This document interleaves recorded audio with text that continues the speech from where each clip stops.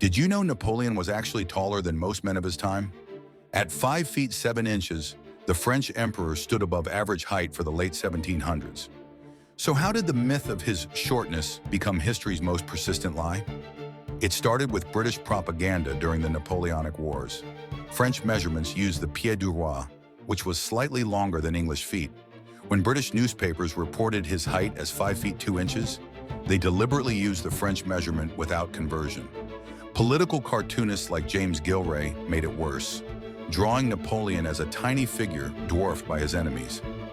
These caricatures weren't just comedy, they were psychological warfare designed to make him appear weak and ridiculous. The propaganda worked so well that even after his death, the myth lived on. 2 centuries later, this single piece of wartime misinformation still appears in modern textbooks. One measurement mix-up created a lie that outlasted the man himself.